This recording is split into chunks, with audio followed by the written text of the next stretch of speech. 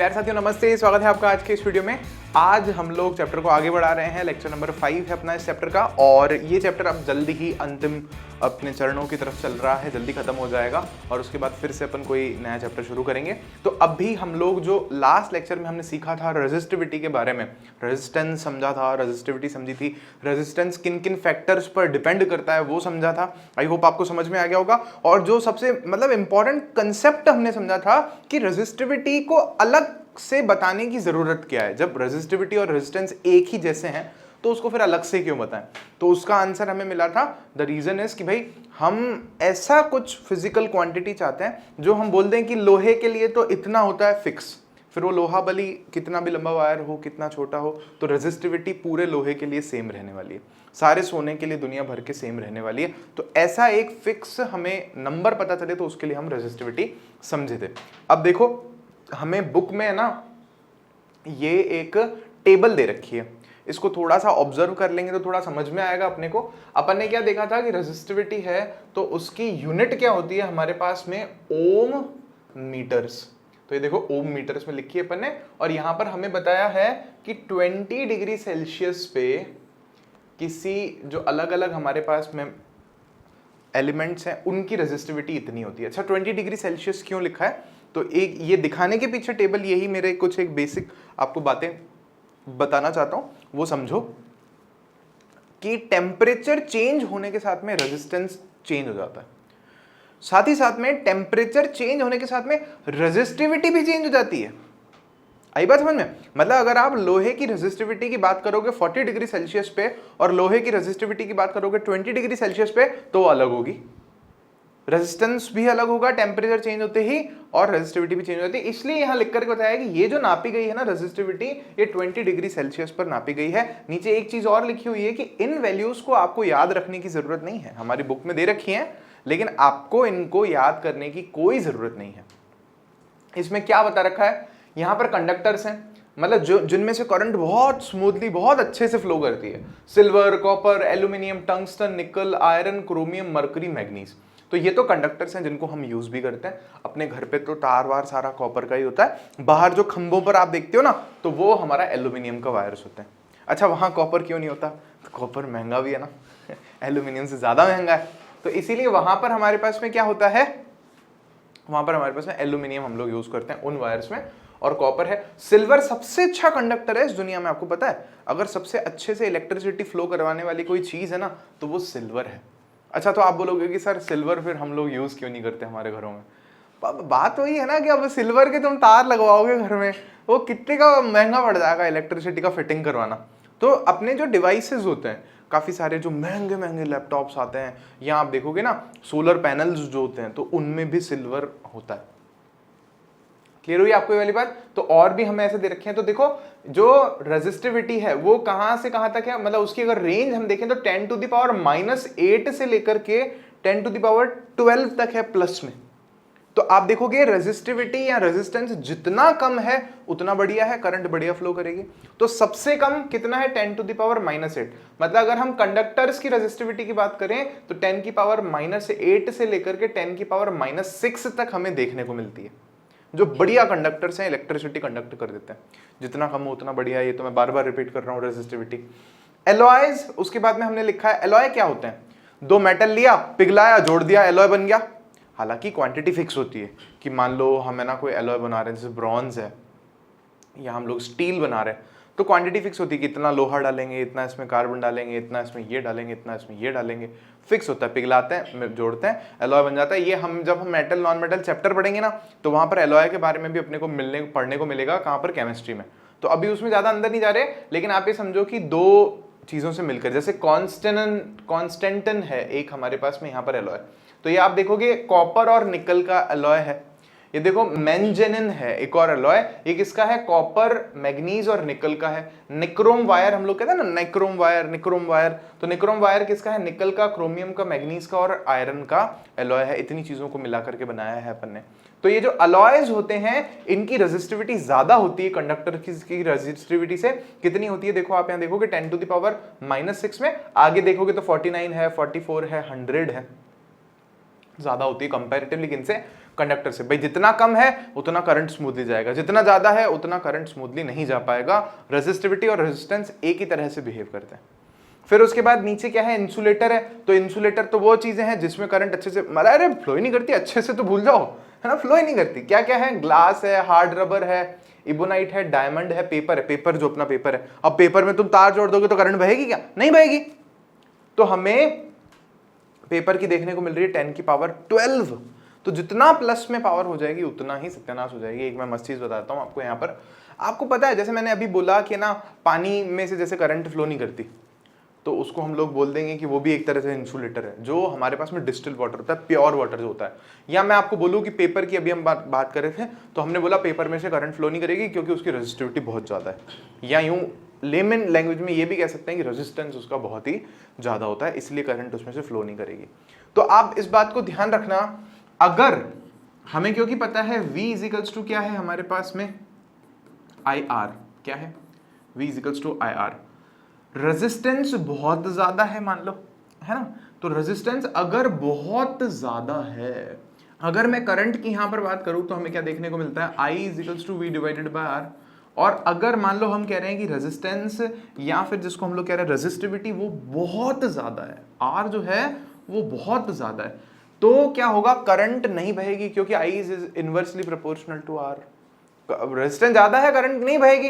अच्छा, एक केस में सॉल्यूशन हो सकता है, वो क्या हो सकता है सॉल्यूशन, अगर ये जो V है, इस V का वैल्यू बहुत बढ़ा दिया जाए, मान लो 10,000 वोल्टेज लेकर के आ जाए अपन। 10,000 तो वैसे पेपर के केस में तो कम है, लेकिन मान लो एक बार के लिए कि है ना, रेजिस्टेंस तो है 10 की पावर 4 और हम वोल्टेज भी लेकर के आ जाएं 10 की पावर 4। हालांकि इतना ज्यादा वोल्टेज ला पाना बहुत मुश्किल है, लेकिन अगर एक बार आप ले आओ ना तो थोड़ी सी करंट आपको वहां पर भी देखने को मिल जाएगी। मतलब कहने का मतलब यह है, करंट तो हर चीज में से फ्लो करवा सकते हो आप, बस बात यह है कि आप कितना ज्यादा पोटेंशियल डिफरेंस ला सकते हो, विभवांतर ला सकते हो। तो V जितना ज्यादा होगा फिर करंट फ्लो करवा अपन सकते हैं। तो आई होप आपको ये चीज समझ में आई होगी। नहीं भी आई तो कोई बात नहीं, इसको आप थोड़ा सा स्किप कर सकते हो इस चीज को, ठीक है। तो आ जाओ, बढ़ते हैं अपन आगे। तो अब अपन थोड़े से क्वेश्चंस, जैसा कि मैंने आप लोगों से प्रॉमिस किया था कि नेक्स्ट लेक्चर में क्वेश्चन करेंगे क्वेश्चंस। तो resistance of a metal wire of length, ये क्वेश्चन बहुत अच्छा है। मैं आपको पहले बताता हूं, करने से पहले बुक का एग्जांपल है, एग्जांपल नंबर 12.5 है। और ये क्वेश्चन मतलब आप खुद से कर लो, दूसरी बार करोगे ना गड़बड़ करोगे, तीसरी बार करोगे फिर हो सकता है फिर गड़बड़ करोगे। और अगर ऐसा क्वेश्चन मान लो एग्जाम में आ गया, न्यूमेरिकल 2-3 नंबर का क्वेश्चन आता है सीधे। तो देखो क्या है, resistance of a metal wire of length 1 metre is 26 ohm and 20 degree centigrade या सेल्सियस। तो हम क्या कह रहे हैं, देखो सॉल्यूशन में जो जो चीजें हमें दे रखी है पहले अपन उनको नोट डाउन कर लेते हैं। रेजिस्टेंस हमें दे रखा है 1 मीटर लंबे वायर का, रेजिस्टेंस हमें कितना दे रखा है 26 ओम। लेंथ हमें वायर की कितनी दे रखी है 1 मीटर एट 20 डिग्री सेल्सियस। वो मैंने आपको बताया था टेम्परेचर क्यों लिखा हुआ होता है, क्योंकि टेम्परेचर चेंज होगा तो बड़ा हो जाएगा, नुकसान हो जाएगा सारा। If the diameter of the wire is 0.3 millimetre, diameter जो है वायर का हमें कितना दिया हुआ है 0.3 मिलीमीटर। अब यहां ध्यान देना, डायमीटर क्या चीज है, मान लो वायर को अगर हम सामने से देखेंगे तो ऐसे दिख रहा है अपने को, सर्कल दिख रहा है, तो इस सर्कल का कुछ ना कुछ डायमीटर है ना, तो वही डायमीटर ये हमें यहाँ पर दिया गया है, कितना 0.3 millimetre. What will be the resistivity of the metal at that temperature? कह रहा है कि रेजिस्टिविटी कितनी होगी ये आप कैलकुलेट करके बताओ इस टेम्परेचर पे। और कह रहे हैं कि टेबल, इसके बाद हमें कह रहे हैं कि टेबल 12.2 जो अभी हमने पीछे देखी थी उसको देख करके आप ये प्रिडिक्ट करो कि ये जो वायर है ना वो कौन सा मटेरियल है, वो कौन सा वायर है, देख के बताओ। तो बता सकते हैं अपन, उसमें कोई प्रॉब्लम नहीं है। बाकी अभी पहले आप यहां पर देखो अपन करेंगे कैसे। तो हमें पता है we'll write down as we know what R is equals to rho L divided by A. Thus we can say, therefore we can say rho is equal to R multiply by A divided by L. ये चीज हम कह सकते हैं, isn't it so? ये ऐसा लिख सकते हैं, रो का फॉर्मूला उलट पुलट ही तो किया है। तो रो हमें बोला है, क्वेश्चन में पूछा है, तो रो हम कैलकुलेट करके बता रहे हैं। तो आ जाओ सारी वैल्यूज को हम लोग यहां पर रखते हैं। तो we'll write down here rho is equals to R कितना है 26 ओम्स मल्टीप्लाई बाय ए कितना है हमारे पास में। नाउ द थिंग इज कि ए तो हमें दे ही नहीं रखा है, ए भी तो नहीं दे रखा है, कहां से लाएंगे ए। अच्छा ए क्या होता है, तो मैंने आपको पहले भी बताया है ए क्या है, इसका एरिया है। तो इस सर्कल का एरिया कैसे निकालोगे आप, सर्कल का एरिया का फॉर्मूला लगा करके, क्या होता है पाई आर स्क्वायर होता है, सबको याद है। तो एरिया यहां पे कैसे निकालोगे, देखो pi R square. Now this implies that area is equal to pi कितना है हमारे पास में 22/7, आर स्क्वायर हमारे पास में कितना है, आर कितना है। Now the question is R कितना है, तो डायमीटर से आर निकाल सकते हैं ना, ये चीज इसीलिए दी है हमें। तो इससे हम लोग लिख सकते हैं here R is equals to 0.3 divided by 2 millimetres. एक छोटी सी चीज और ध्यान देनी है हमें, हमें हमारी कैलकुलेशन जो है स्टैंडर्ड यूनिट्स में करनी है हमेशा। तो यहां पर हमें मिलीमीटर में दे रखा है लेंथ, लेंथ मिलीमीटर में नहीं चाहिए अपने को किस में चाहिए, मीटर्स में। किस में चाहिए, मीटर्स में। तो मिलीमीटर को मीटर में बदलना आता है, बोलो 1 मीटर जो होता है वो कितना होता है 10⁻³ मिलीमीटर होता है। ठीक है, पता है कि नहीं पता है।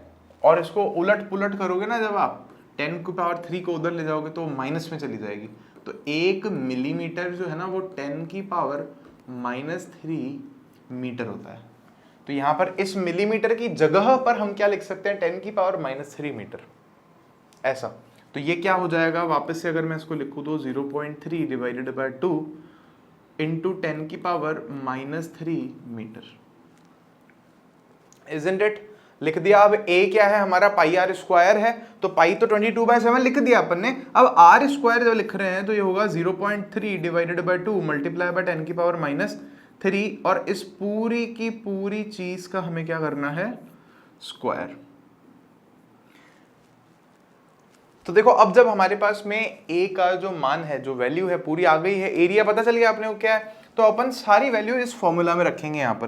तो देखो हम लोग यहाँ पर लिखेंगे this implies that rho is equals to what, R कितना है हमारे पास में 26 ओम्स यहाँ दे रखा है, 26 ओम्स मल्टीप्लाई बाय एरिया कितना है पूरा जो लिखा है यहाँ लिख दो 22/7 मल्टीप्लाई बाय कितना है 0.3 divided by 2 multiply by 10⁻³ metres और स्क्वायर, और डिवाइड में, इसके बाद डिवाइड में भी है।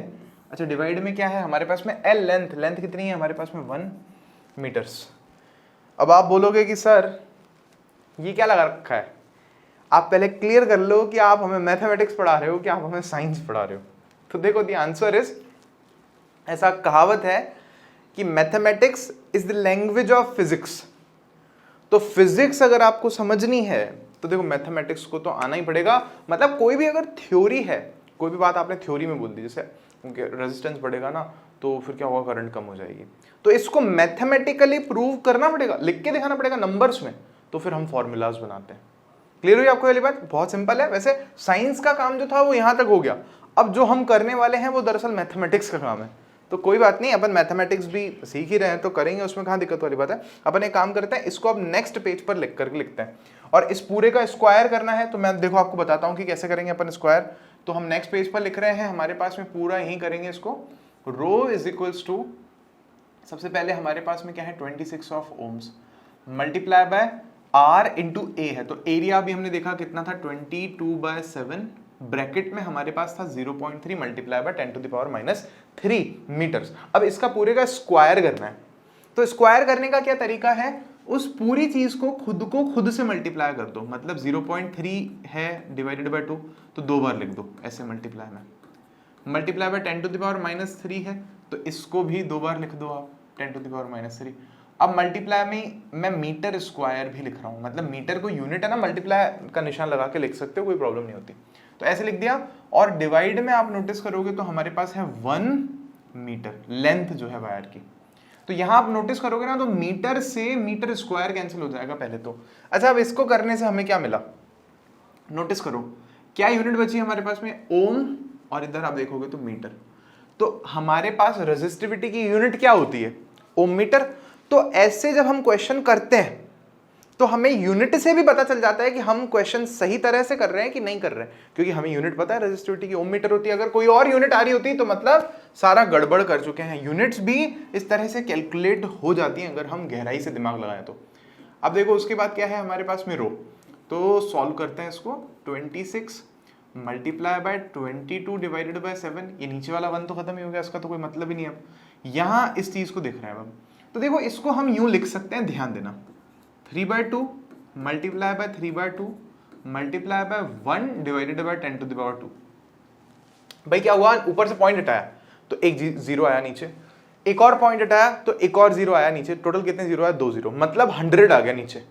100 को अपन 10 की पावर 2 लिख सकते हैं, तो इसको नीचे लिख दिया 10 की पावर 2, और जो आगे है अब इसको देखो आप, मल्टीप्लाई होने पर अगर बेस सेम है तो पावर क्या हो जाती है, ऐड हो जाती है। 10 की पावर -3 प्लस -3 कितना होगा, -6, तो 10 की पावर हमारे पास में यहाँ क्या आ जाती है, -6। यहाँ पे पता है बच्चे बहुत गलती करते हैं, 3 टाइम्स 9 लिख देते हैं 10 की पावर। अरे नहीं, कैसे भाई, कैसे मल्टीप्लाई करके आ जाते हैं, अगर मल्टीप्लाई नहीं करते हैं ऐसे मत करो। और यूनिट क्या बची अपने पास में, ओम मीटर। आगे लिखो, देखो रो इज इक्वल्स टू, इसको कैसे सॉल्व करेंगे हम लोग, हम यूं कर सकते हैं, डिवाइड दे सकते हैं सीधा ही, तो यहाँ से 2 का डिवाइड यहाँ पर 13 टाइम्स चला जाएगा, 2 का डिवाइड 22 में 11 टाइम्स चला जाएगा। तो लिखो 13 multiply by 11 multiply by 3 times कितना हो जाएगा, 9 हो जाएगा। इसको मल्टीप्लाई करेंगे हम लोग, 10 की पावर 2 नीचे है, इसको ऊपर ले आते हैं तो -2 हो जाएगी 10 की पावर। तो यहाँ क्या लिखने को मिलेगा हमें, 10 की पावर -6 मल्टीप्लाई बाय 10 की पावर -2 ओम मीटर।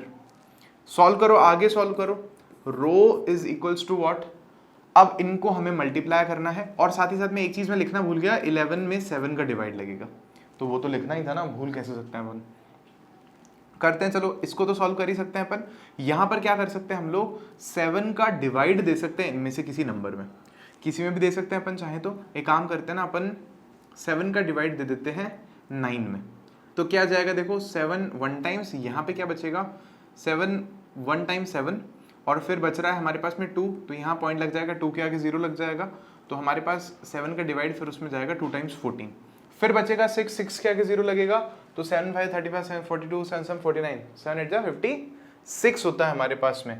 तो हमारे पास में वहाँ पर बच क्या रहा था, 60 बच रहा था, तो 56, तो 7 8 जा 56, ठीक है। तो 1.28 अपने को एक नंबर यहाँ मिल रहा है, उसके आगे भी नंबर आएगा, लेकिन ठीक है इतना लिख सकते हैं हम लोग। तो क्या बच रहा है हमारे पास में, 13 multiply by 11 multiply by 1.28 multiply by, ये ऐड हो जाएंगी पावर, तो वापस से क्या हो जाएगा, 8 ओम मीटर्स। बस अब हम इन्हें हमें मल्टीप्लाई करना है।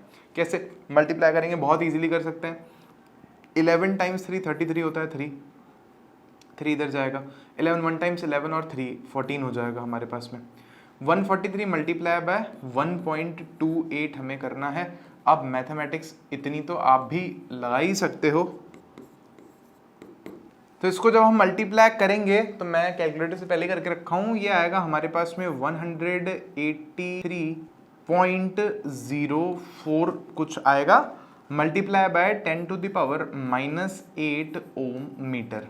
अब वैसे तो कायदे से आंसर आ चुका है, लेकिन ये आंसर सही नहीं है साइंटिस्ट लोगों की नज़र में, थोड़ा सा इसमें मरम्मत की ज़रूरत है। अच्छा, वो मरम्मत क्या है, साइंटिस्ट लोग बोलते हैं कि आप किसी भी क्वेश्चन का जो न्यूमेरिकल आंसर है ना, वो इस तरह से लिखा करो, एक नंबर हो, फिर पॉइंट होना चाहिए, फिर अगर मान लो आपके नंबर्स हैं तो और हो जाए वाली कोई प्रॉब्लम नहीं है, और मल्टीप्लाई में 10 की पावर में जो भी हो, 10 हो 20 हो 5 हो, जो भी हो, माइनस हो प्लस हो, तो एक डिजिट के बाद में पॉइंट लगा दो, ऐसा हमको साइंटिस्ट लोग बोलते हैं। ऐसा क्यों बोलते हैं, वो भविष्य की बातें कभी करेंगे बड़ी क्लासेस में।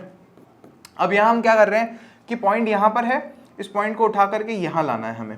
समझ में आई आपको बात, एक डिजिट के बाद में ही हमें क्या होना चाहिए, पॉइंट हमारे पास में होना चाहिए।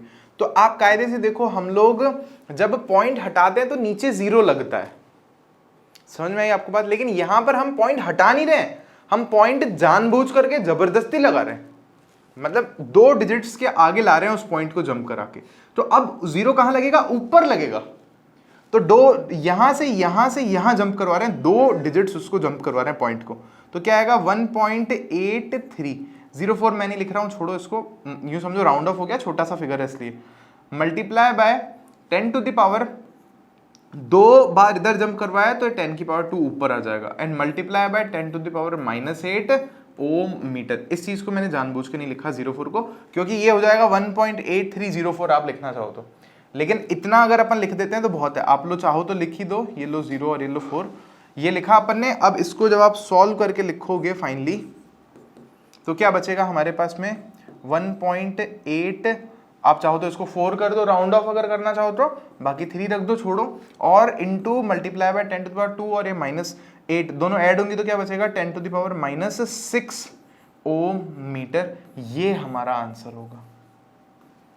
ठीक है, बुक में आप नोटिस करोगे थोड़ा नंबर इधर उधर हो सकते हैं, जैसे 1.83 ना होके 1.84 लिखा हो, किसी स्टूडेंट का हो सकता है कैलकुलेशन में गड़बड़ हो जाए 1.82 आ जाए, किसी का 1.70 ही आ रहा है, चल जाएगा। लेकिन मेन चीज क्या है, 10 की पावर -6 आना बहुत जरूरी है, ये बहुत बहुत ज्यादा ध्यान देने वाली है। अब हमें बोला है कि इस ये जो मटेरियल है हमारे पास में, ये उस टेबल में से देख करके बताना है 12.2 में से कि ये कौन सा हो सकता है।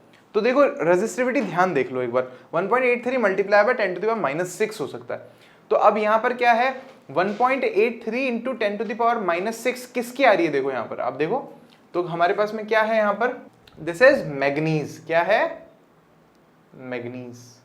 तो मैग्नीज हो सकता है ऐसा हम बोलेंगे क्वेश्चन में, there is a high possibility कि ये जो चीज है मैग्नीज है। बाकी होने में तो वो सिल्वर भी हो सकता है 10 टू द पावर -8, पता चले हमने पूरा क्वेश्चन ही गलत किया है, मतलब मैं मजाक कर रहा हूँ, हमने अभी तो सही किया है, लेकिन इन जनरल मान लो हम कभी गड़बड़ी कर दें, आंसर पूरा अलग ही लेकर के आ जाए और फिर हम बोलेंगे हमको दूसरा मेटल का नाम लेकर के आ जाए, तो ऐसा नहीं होगा। बाकी ये स्टेप्स मैं आपको एक एक स्टेप इसलिए लिख करके बताया हूँ कि एग्जाम में भी आप ऐसे ही करो और आपसे कोई गलती ना हो। ठीक है, क्योंकि एक गलती हो गई ना, मतलब अगर आपने मान लो 22/7 लिखना ही भूल गए, सारा बेड़ा का बेड़ा वहीं गर्क हो जाएगा, सारी सत्यानाश हो जाएगी वहां पर। समझ में आई आपको वाली बात। तो चलो फिर अब अपन बढ़ते हैं नेक्स्ट क्वेश्चन की तरफ। नेक्स्ट क्वेश्चन देखो क्या कह रहा है, a wire of given material having length L and area of cross section A has a resistance of 4 ओम। अब देखना समझना इस क्वेश्चन को, ये क्वेश्चन हमें क्या कह रहा है, एक वायर है हमारे पास में, जो चीजें दी है इंफॉर्मेशन हम उसको लिख लेना तो ज्यादा आसान रहेगा हमारे लिए, कि यहां पर एक वायर है, उसकी लेंथ हमें कितनी दे रखी है, L दे रखी है, L लेंथ है L। अच्छा आप बोलोगे सर लेंथ L, अभी देखते हैं क्या है, और एरिया ऑफ क्रॉस सेक्शन बोला है A, तो A ही दे रखा है, और उसका रेजिस्टेंस हमें दे रखा है 4 ओम्स। एक ही चीज दे रखी है, मतलब कुल मिलाकर के अपने को कोई गिवन मटेरियल है, कोई सा भी मटेरियल हो सकता है, छोड़ो अभी उस पर दिमाग नहीं लगाना हमें। What would be the resistance of another wire, एक ऐसा वायर जो दूसरा मतलब इसी मटेरियल का है, of same material, having length L/2 and area of cross section 2 है। मतलब कह रहा है सेम मटेरियल का वायर, मान लो कॉपर है ना, तो कॉपर का ही एक और वायर है हमारे पास में, और उसकी लेंथ है हमारे पास में L/2 और उसका एरिया ऑफ क्रॉस सेक्शन है हमारे पास में कितना, 2 टाइम्स A। तो एक काम करते हैं ना, मतलब यहां पर हो क्या रहा है, दो केसेस की बात हो रही है, ये केस 1 है, ये केस 2 है, तो हम लिख देते हैं तो इजी रहेगा थोड़ा सा। इसको हम L1 A1 मान लेते हैं, R1 मान लेते हैं एक बार के लिए, चलो उसको यहां पर इसको हम लोग L2 A2 मान लेते हैं। और यहां पर हमें क्या नहीं दे रखा है, हमें इसका रेजिस्टेंस नहीं दे रखा है। रेजिस्टेंस तो बदल जाता है ना, मतलब कहने का मतलब है R2 नहीं दे रखा है अपने को, रेजिस्टेंस बदल जाता है। अच्छा क्यों बदलता है रेजिस्टेंस, क्योंकि लेंथ चेंज हो गई, एरिया भी चेंज हो गया, और रेजिस्टेंस लेंथ और एरिया के चेंज होने के साथ में बदल जाता है। यहां पर एक दिमाग लगाने वाली बात है, क्या एक चीज है यहां पर जो बदली नहीं, क्या नहीं बदली, ये वायर कॉपर का, ये वायर भी कॉपर का, मान लो सेम मटेरियल है ना, मान लो कॉपर है, तो जितनी रेजिस्टिविटी इसकी होगी उतनी ही रेजिस्टिविटी इसकी होगी। रेजिस्टिविटी थोड़ी चेंज होगी, क्योंकि रेजिस्टिविटी मटेरियल चेंज होने के साथ चेंज होती है और टेम्परेचर चेंज होने के साथ चेंज होती है, लेंथ और एरिया चेंज होने के साथ चेंज नहीं होती है। तो यहां पर कहने का मतलब ये है रेजिस्टिविटी दोनों में सेम रहेगी, जो इसमें रहेगा रो वही वैल्यू रो की यहां पर रहेगी सेम। तो अब हम क्या कर सकते हैं, हमें पूछा गया है कि R2 कितना होगा, तो एक बार ध्यान दो यहां पर R2 को कैसे कैलकुलेट करेंगे हम लोग ये फॉर्मूला लगाएंगे, R2 is equals to rho L upon A, isn't it, और R2 है तो L भी 2 होगा और A भी 2 होगा। तो हम यहां थोड़ा दिमाग लगाएंगे, R2 will be equal to what, rho तो रो ही है, उसका तो कुछ वैल्यू दिया भी नहीं है अपन को, और हमें क्या दे रखा है, L2 की वैल्यू दे रखी है, क्या है L/2, डिवाइडेड बाय A2 की वैल्यू हमें दे रखी है 2A। इसको भी अगर आप थोड़ा आसानी से समझना चाहते हो, सही से लिखना चाहते हो, तो रेसिप्रोकल सॉरी नीचे अपॉन में 1 और लिख दो ताकि उसको रेसिप्रोकल करने में आपको थोड़ा सा आसानी रहे। तो कैसे करोगे, देखो ऐसे R2 rho multiply by L/2 multiply by, इसको भी उल्टा करेंगे तो 1/2A हो जाएगा। इजंट इट सो सिंपल लिखा है, अभी तक तो कोई प्रॉब्लम नहीं होनी चाहिए। तो R2 जो है हमारे पास में क्या आ जाएगा, ध्यान दो, 2 कितना हो जाएगा, 2 मल्टीप्लाई बाय 2 4 हो जाएगा। तो इसको यूं लिखेंगे हम लोग रो L/4 टाइम्स A, या इसको हम लोग यूं भी लिख सकते हैं R2 is equals to 1/4 multiply by rho L/A। ये हमारे पास में बेसिक सा एक इक्वेशन आ गई। लेकिन अब भी प्रॉब्लम ये है, क्या प्रॉब्लम है, ना रो का कुछ पता है, ना एल का कुछ पता है, ना ए का कुछ पता है। क्या करें? तो ये पता करने के लिए हमें ये वाली इंफॉर्मेशन दे रखी है क्वेश्चन में। अच्छा आप बोलोगे सर कैसे, देखो कैसे, यहां देखो सेम फॉर्मूला मैं अगर यहां लगाऊं R1 is equals to rho L1/A1, same formula 1 के लिए। तो इस केस में मैं देख रहा हूं R1 कितना है हमारे पास में 4 ohms equals to what, rho L1 की जगह क्या लिखेंगे L, A की जगह क्या लिखेंगे, A1 की जगह लिखेंगे A। तो यहां ध्यान दो, रो L/A की जगह क्या लिखा जा सकता है 4 ohm, इसको बोल देते हैं अपन इक्वेशन नंबर 1। समझ में आई बात, जली दिमाग की घंटी, जली नहीं जली? ये रो L/A जो हमने यहां पर लिखा है, ये चीज, इसकी जगह हम क्या लिख सकते हैं 4 ohm। तो इसको मैं यहां लिख रहा हूं, थोड़ी सी जगह की तंगी है अपने पास में, आप तो नीचे नीचे लिखा करो, ठीक है। तो हम कैसे लिखेंगे, R2 is equals to 1/4 multiply by 4 ohms, क्योंकि रो L/A की जगह अपन ने क्या लिख दिया, यहां से 4 लिख दिया, ये पूरा हट गया, तो हमारे पास में क्या आ गया 4 ohm आ गया। अच्छा ये कैसे लिखा, हमसे एग्जाम में पूछा जाता है, तो हम ऐसे लिखते हैं ब्रैकेट में फ्रॉम इक्वेशन, जो भी आपने नाम दिया है यहां पर नंबर 1। तो क्या देखने को मिलेगा अपने को यहां पर, R2 इज इक्वल्स टू 4 से 4 कैंसिल हो गया, दैट इज 1 ohm। मतलब जो नया हमारे पास में वायर बनाया है हमने, उस वायर का लेंथ को आधा करके और एरिया को मोटा करके, उसका रेजिस्टेंस कितना बच रहा है हमारे पास में 1 ohm, और ये हमारा आंसर हो जाएगा। क्लियर हुई? Is it clear? बोलो बोलो बोलो। बढ़े आगे नेक्स्ट क्वेश्चन पे, बड़ा लॉजिकल क्वेश्चन था, आई होप आपको अच्छे से समझ में आया होगा। नेक्स्ट क्वेश्चन है, देखो, on what factors does the resistance of a conductor depend. ये क्वेश्चन मैं चाहता हूं कि इसका आंसर आप लिखो, हालांकि चलो अपन एक बार डिस्कस और कर लेते हैं। ये एक्सरसाइज का क्वेश्चन है, और इन टेक्स्ट, सॉरी एक्सरसाइज नहीं, इन टेक्स्ट पेज नंबर 209 पर ये क्वेश्चन दे रखे हैं। तो देखो क्या है, कौन से फैक्टर्स हैं जिस पर क्या हमारा रेजिस्टेंस जो है डिपेंड करता है। ये हम पिछले 2 लेक्चर्स, मतलब आज के लेक्चर में और लास्ट लेक्चर में यही डिस्कस कर रहे हैं। तो हम बोलेंगे there are some factors, for example length, area of cross section of wire या कंडक्टर जो है। फिर उसके अलावा और किस पर डिपेंड करता है जी, तो हम कहेंगे कि हाँ करता है मटेरियल ऑफ द कंडक्टर, कि कंडक्टर का मटेरियल कौन सा है, नेचर ऑफ द कंडक्टर, इसको नेचर भी बोलते हैं हम लोग, कि कॉपर है कि गोल्ड है कि क्या है, बताओ। तो 3 तो चीजें मेन हो गई। फिर इसके अलावा आप ध्यान दोगे तो टेम्परेचर पर भी डिपेंड करता है, जो रेजिस्टेंस है वो टेम्परेचर चेंज होने के साथ चेंज हो जाता है। तो 4 चीजें हो गई हमारे पास में, लेंथ हो गया, एरिया ऑफ क्रॉस सेक्शन हो गया, ठीक है, मटेरियल हो गया, और 4th हमारे पास में क्या चीज हो गई, बोलो, टेम्परेचर। जो रेजिस्टेंस है वो टेम्परेचर चेंज होने के साथ भी चेंज हो जाता है। सेकंड क्वेश्चन पढ़ सकते हैं अपन। तो सेकंड क्वेश्चन क्या है, will current flow more easily through a thick wire, मतलब मोटा वायर, और a thin wire of the same material. मतलब मान लो आपके पास सेम मटेरियल है, मान लो कॉपर है, चलो, तो कॉपर का ही एक तो आपके पास पतला तार है और एक कॉपर का ही मोटा तार है, तो किसमें से करंट अच्छे से फ्लो होगी, when connected to same source, जब उसको सेम अपन बैटरी से सेम जगह पर लगा रहे हैं प्लग में। और ऐसा क्यों भाई, आपने आंसर तो बोल दिया, मान लो बोल दिया पतली में से बहेगी, लेकिन आपको समझाना पड़ेगा कि क्यों। तो देखो इसका वैसे तो देखा जाए ना ये DIY है, एक खुद से किया जा सकता है, बहुत आसान क्वेश्चन है। लेकिन चलो क्या लिखोगे मैं आपको वो बता देता हूं। तो आप लिखोगे आंसर में कि the answer is thick wire, current will flow more easily through a thick wire rather than from flowing in a thin wire। ज्यादा अच्छे से भाई, अच्छा क्यों? Now we have to answer why. पहला तो चलो हो गया कि thick wire, from a thick wire,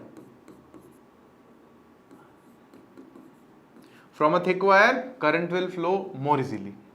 फिर इसके बाद में वाई का आंसर देंगे बिकॉज, फिर हम लिखना चालू करेंगे आगे इसी के आगे में ही,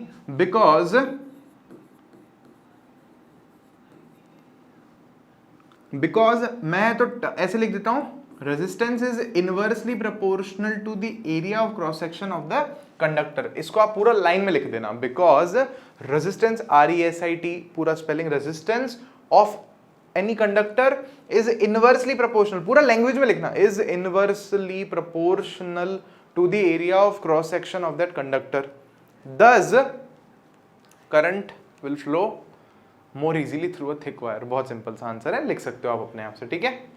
बढ़ रहे हैं अब अपन आगे नेक्स्ट क्वेश्चन की तरफ, थर्ड क्वेश्चन की तरफ।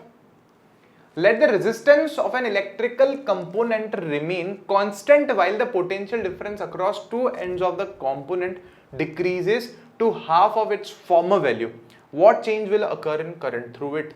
ऐसे क्वेश्चंस को समझना ज्यादा इंपॉर्टेंट है, क्वेश्चन समझते ही आधा हो जाता है, और नहीं हो रहा मतलब समझ में ही नहीं आया कि क्वेश्चन चाह क्या रहा है। तो वापस समझते हैं। Late the resistance of a electrical component remain constant, कह रहा है रेजिस्टेंस को चेंज नहीं करेंगे, कोई चीज है इलेक्ट्रिकल कंपोनेंट है, कुछ भी हो सकता है, उसका रेजिस्टेंस फिक्स है। हमने कहा ठीक है चलो मत करो। While the potential difference across the two ends of the component decreases to half. पहले पोटेंशियल डिफरेंस हमारे पास में मान लो V था, कहीं उसको चला रहे हैं किसी चीज को, वो तब पोटेंशियल डिफरेंस V है। अब बाद में उसी चीज को हम लोग मान लो कहीं और चला रहे हैं ऐसा मान लो, तो पोटेंशियल डिफरेंस को हम हाफ कर देंगे। क्या कह रहा है? Decreases to half of its former value, पुरानी वैल्यू का आधा कर देंगे। What change will occur in the current through it, जो उसमें से करंट बह रही है उसमें क्या होगा ये हमें बताइए। तो देखो बहुत सिंपल है, लॉजिकल है कि भाई सॉल्यूशन में हम लोग लिख रहे हैं, इसको मैथमेटिकली करना चाहो तो मैथमेटिकली भी कर सकते हो, नहीं करना चाहो तो लॉजिकली भी इसका आंसर आप दे सकते हो। एक तो है केस फर्स्ट हमारे पास में, और दूसरा हमें दे रखा है केस सेकंड।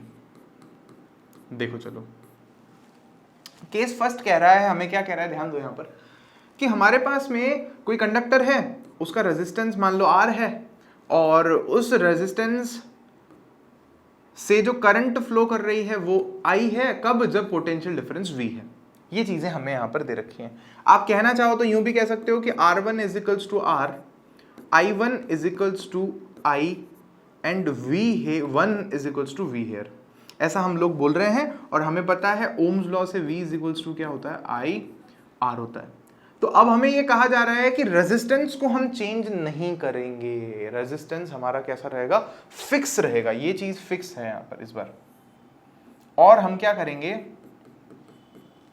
इस चीज को, इसी रेजिस्टेंस वाले उसी कंपोनेंट को ऐसी जगह चलाएंगे जहां पर पोटेंशियल डिफरेंस जो है ना हमारा, वो पिछले वाले का आधा हो जाएगा। और रेजिस्टेंस तो देखो हमें पता ही है चेंज होगा ही नहीं, हो ही नहीं सकता, नहीं होता ना रेजिस्टेंस। भाई क्या हो क्या रहा है, मान लो चलो एक है ना हमारे पास में, मान लो बल्ब है, तो उसकी बात चल रही है यहाँ पे, यूं समझो उस बल्ब को आपके घर पे चला रहे हैं मान लो, तो आपके घर पे मान लो पोटेंशियल डिफरेंस कितना है? 150 वोल्ट मान लो ना, क्या है मानने में तो क्या ही जा रहा है, या 100 वोल्ट मान लो, चलो ठीक है। आपके घर पे 100 वोल्ट आता है, आपके घर पे बल्ब लगा के जला रहे हैं, बढ़िया रोशनी दे रहा है, कोई दिक्कत नहीं है। उसी बल्ब को मेरे घर ले आया, और मेरे घर मान लो जो पोटेंशियल डिफरेंस है वो 50 वोल्ट है। आपके घर पे कितना वोल्टेज था? 100, मेरे घर पे कितना है? 50। बल्ब तो लगा दिया, जल रहा है। भाई कहने का मतलब ये है रेजिस्टेंस थोड़ी चेंज होता है भाई, आपने चीज इधर उधर कर दी ना, करंट चेंज होगा, पोटेंशियल डिफरेंस भी चलो हमने चेंज कर दिया, रेजिस्टेंस तो सेम रहेगा ना। रेजिस्टेंस कब चेंज होगा? जब वायर का लेंथ ही चेंज कर दो, जब वायर का मोटाई चेंज कर दो आप, या जब टेम्परेचर चेंज कर दो। तो वो तो नहीं हो रहा ना यहाँ पे, वो नहीं हो रहा, वोल्टेज चेंज कर रहे हैं अपन तो रेजिस्टेंस सेम रहेगा। अब ये पूछ रहा है कि इसमें से जो बहने वाली करंट है ना, उसका क्या हाल होगा। तो बताना है कि I2 करंट का क्या हाल होता है। तो देखो बहुत सिंपल है, यहां पर अगर अपन सेम जो पिछले अपन ने उसमें प्रोसेस किया वो करके देखें, तो हमें पता है V इक्वल्स टू IR है, और I जो है हमारा V डिवाइडेड बाय R होता है। तो as we know I is equals to V divided by R है, तो इसको हम लोग लिख सकते हैं I2 here is equals to V2 divided by R2, ऐसा लिखेंगे। अब आप देखो I2 is equals to V2 की वैल्यू है हमारे पास में V डिवाइडेड बाय 2, R2 की वैल्यू है हमारे पास में R, क्योंकि R तो चेंज ही नहीं हो रहा है। क्या बनेगा यहाँ पर हमारे पास में देखने को मिलेगा I2 is equals to V divided by 2R, हमारे पास में आंसर आएगा यहाँ पर। अब यहाँ पर ध्यान देना, आप ध्यान देना, हमें I की वैल्यू चाहिए ना, तो हमें अभी भी V डिवाइडेड बाय R की वैल्यू का कुछ नहीं पता कि V और R का क्या मतलब है यहाँ पर। तो यहाँ देखो, आप एक बार ध्यान से देखो, यहाँ पर अगर आप लिखो तो I इज इक्वल्स टू क्या होगा, I1 is equals to V divided by R, यूं लिखो V1 डिवाइडेड बाय R कर लो। चलो एक स्टेप और बढ़ा लेते हैं यहाँ पर। अब I1 सेम उसी को फॉलो कर रहा हूं मैं, I2 is equals to V2 upon R2, I1 is equals to V1 upon R1 लिख सकते हैं। तो I1 कितना हो जाएगा, V1 की वैल्यू कितनी है मान लो V, R1 की वैल्यू कितनी है मान लो R, क्या हुआ I1 is equals to V upon R। इस वैल्यू को आप यहां रख सकते हो, V अपॉन R की वैल्यू कितनी है I1, V अपॉन R की वैल्यू कितनी है बोलो I1। तो क्या लिखोगे आप लोग यहां पर, I2 is equals to 1 upon 2 multiply by V upon R, और V अपॉन R की जगह क्या लिख सकते हो I1। तो I2 जो नई करंट है वो पिछली करंट का कितना है, आधा। ये हमारा आंसर हुआ।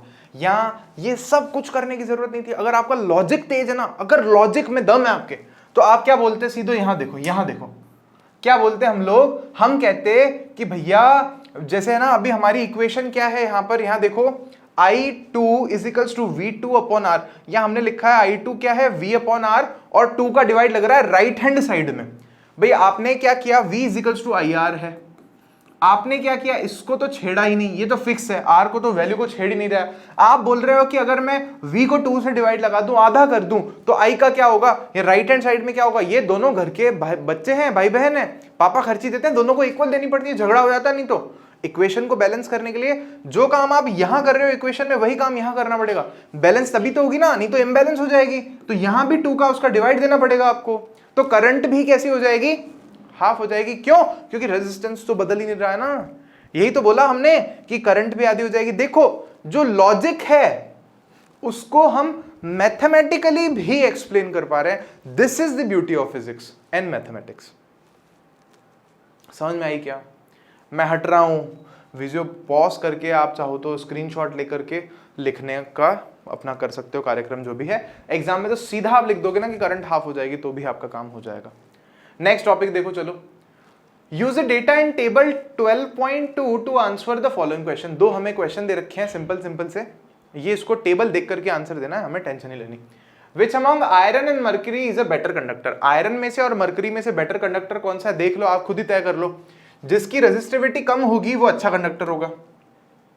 आयरन ये रहा, मर्करी ये रहा। तो रेजिस्टिविटी कम किसकी है, ये रही, 10 है इसकी, 10 टू द पावर -8 में आयरन की। और मर्करी की अगर आप देखोगे तो कितनी दे रखी है, 10 टू द पावर -6 है। तो इसमें से छोटा नंबर कौन सा है, तो छोटा नंबर है आयरन। तो आयरन की रेजिस्टिविटी कम है, तो इसीलिए हम कहेंगे कि आयरन जो है वो ज्यादा अच्छा कंडक्टर है कंपैरेटिवली मर्करी के। क्लियर हुई आपको ये वाली बात? देखो अब आप देखो आगे, वैसे ये वाली है ना, इसकी ही रेजिस्टिविटी, ये नहीं है, नीचे वाली मैग्नीज की है। आगे देखो सेकंड क्वेश्चन में क्या लिखा है, which material is the best conductor. Which material is the best conductor, सबसे बेस्ट कंडक्टर कौन सा होगा, जिसकी रेजिस्टिविटी सबसे कम होगी। तो सबसे कम किसकी है रेजिस्टिविटी, ऊपर जो दे रखा है हमें, सिल्वर। तो silver is the best conductor. बोले घर पे क्यों नहीं लगा रहे, बोले साहब महंगा पड़ता है। बोले बाहर क्यों नहीं लगा रहे खंभों पे, बोले साहब चोरी हो जाएगा। समझ में आई? तो देखो चलो, ये सिंपल अपन ने कर लिया। अब थोड़ा सा आपको ब्रेक देते हैं, आपके दिमाग को थोड़ा सा आराम देते हैं। थोड़े क्वेश्चन ज्यादा कर लिए अपन ने, तो अपन थोड़ा सा और समझ लेते हैं रेजिस्टिविटी के बारे में, फिर जल्दी से आज के इस लेक्चर को अपन रैप अप कर देंगे। तो क्या समझ रहे हैं, the metals and alloys have very low resistivity in the range of 10 to the power -8 ohm to ohm metre to 10 to the power -6 ohm metre. ये हमें कह रहे हैं जो अलॉयज हैं और मेटल्स जो हैं उनकी रेजिस्टिविटी बहुत कम होती है, इस रेंज में होती है, 10 टू द पावर -8 से लेकर 10 टू द पावर -6 की रेंज में होती है। समझ में आ गई? अपन टेबल देख चुके हैं पहले ही, इसीलिए समझ में आ गई होगी आपको। They are good conductors of electricity, दोनों ही अच्छे कंडक्टर्स हैं, एलॉयज भी अच्छे कंडक्टर्स हैं, मतलब कम अच्छे हैं वैसे तो, और जो मेटल्स हैं वो भी अच्छे कंडक्टर्स हैं। Insulators like rubber and glass have resistivity of the order of 10 to the power 12 to 10 to the power 17, मतलब इनकी रेजिस्टिविटी बहुत ज्यादा होती है, ग्लास की, कांच की, पेपर की, इनमें से करंट नहीं बहता, रबर की रेजिस्टिविटी बहुत ज्यादा होती है, देख लो कितनी ज्यादा है, 10 की पावर प्लस में 12, प्लस में 15, प्लस में 17। फिर कह रहे हैं both the resistance and resistivity of a material very with temperature, ये बहुत इंपॉर्टेंट पॉइंट है, ये समझाया था मैंने आप लोगों को आज लेक्चर के शुरू में ही, हमने ये बात समझी थी कि जो हमारे पास में क्या है, रेजिस्टेंस और रेजिस्टिविटी है, ये दोनों ही टेम्परेचर बदलने के साथ चेंज हो जाते हैं। Both resistance and resistivity change as temperature changes, as a temperature varies. आगे देखो, इसके बाद हम कह रहे हैं the resistivity of an alloy is generally higher than that of its constituent metals. अच्छा, इसका मतलब क्या है? इसका मतलब समझाता हूं मैं आपको पहले। जैसे हमने ये जब टेबल देखी थी, यहां देखो, हमने ये टेबल देखी थी, तो हमें क्या देखने को मिला था, जैसे मान लो मैंगनीज है हमारे पास में, यहाँ पे अलॉय है कॉपर का, मैग्नीज का और निकल का, तो इसकी रेजिस्टिविटी हमें देखने को मिल रही है 10 की पावर -6, जो भी ये हमारे पास में अलॉय है। या निक्रोम की अगर हम देखेंगे तो हमें 10 की पावर -6 में देखने को मिल रही है, मान लो ये निक्रोम की। अब निक्रोम किन किन चीजों से मिलकर के बना है, तो आप देखो इसमें निकल है, इसमें क्रोमियम है, या मतलब क्रोमियम जो है देखो नाम से ही ना, नी क्रो, फिर Mn है इसमें, मैग्नीज, और फिर इसमें आयरन भी है, Fe भी है, तो ये सब चीजें हैं। तो हमें ये देखने को मिलता है कि ये जो रेजिस्टिविटी है, जो रेजिस्टिविटी है, ये इनकी इंडिविजुअल रेजिस्टिविटी से ज्यादा होती है। जो भी हमारे पास में अलॉय है, तो अलॉय कुछ चीजों से मिलकर के बना होगा, तो ये कुछ चीजें वही हैं, तो इनकी जो इंडिविजुअल रेजिस्टिविटी है ना, उस रेजिस्टिविटी से ज्यादा रेजिस्टिविटी किसकी हमें देखने को मिलती है, इस निक्रोम की देखने को मिलती है। फॉर एग्जांपल, आयरन की रेजिस्टिविटी कितनी है, 10 की पावर -8 है, ये 10 की पावर -6 है। मैग्नीज की रेजिस्टिविटी कितनी है, 10 की पावर -6 है, और यहाँ पर 10 की पावर -6 है, लेकिन नंबर अगर आप देखोगे तो मैग्नीज की 1.84 है, और अगर अपन निक्रोम की देखें तो हमारे पास 100 है, मतलब ये निक्रोम की इससे मैग्नीज से भी ज्यादा है रेजिस्टिविटी। क्रोमियम और निकल भी देखना चाहो तो आप देख सकते हो। तो कहने का मतलब है जिनसे बना रहे हैं ना, उससे ज्यादा होती है रेजिस्टिविटी अलॉयज की। बहुत बेसिक बात है ना, समझ जाओगे आप, ज्यादा टेंशन वाली बात नहीं है। तो सेकंड पॉइंट है हमारे पास में, alloys do not oxidise readily at high temperatures, मतलब बहुत जब गर्म भी हो जाते हैं ना अलॉयज, तो वो जल नहीं जाते। सिंपल अगर भाषा में अपन बोले तो ऑक्सीडाइज का मतलब बर्न है, जलना, आग नहीं लगती उनमें आसानी से, बहुत हाई टेम्परेचर पर भी आग नहीं लगती, किसमें, अलॉयज में। समझ में आई आपको? और यही रीजन है कि इनको हम लोग कहां पर यूज करते हैं, इलेक्ट्रिकल हीटिंग डिवाइसेस में, जैसे आयरन में या टोस्टर्स में, या हीटर होता है हमारे घर पे, या और कुछ चीजों में जहां गर्म हो रहा है ना वो बहुत ज्यादा, तो वहां पर हम इनको यूज करते हैं। किनको, अलॉयज को, मेटल्स को नहीं करते, अलॉयज को करते हैं। क्यों? क्योंकि अलॉयज जो है वो बहुत जल्दी ऑक्सीडाइज नहीं होते, हाई टेम्परेचर्स पर भी वो ऑक्सीडाइज आसानी से नहीं होते हैं, जलते नहीं है, कहने का मतलब ये। समझ में आई? Next point, tungsten is used almost exclusively for filaments of electric bulbs. Tungsten जो है हम लोग उसको इलेक्ट्रिक बल्ब्स बनाने में यूज करते हैं, ये पता है अपने को।